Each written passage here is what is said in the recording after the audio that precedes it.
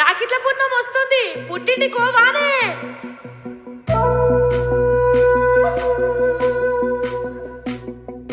మా ఇంటి మహాలక్ష్మివే ఓయమ్మ పుట్టినింటి బిడ్డవే, రాఖీ పండుగొచ్చనే ఓ